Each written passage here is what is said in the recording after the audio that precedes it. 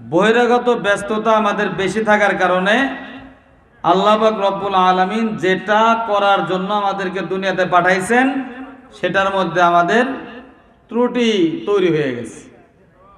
পারতেছি না, আমি পারতেছি না, করতে চাইতেছি কিন্তু পারতেছি না।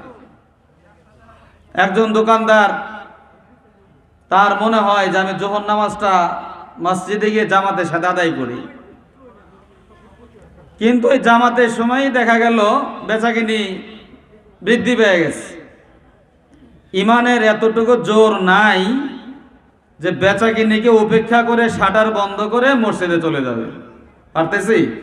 পারতেছি না।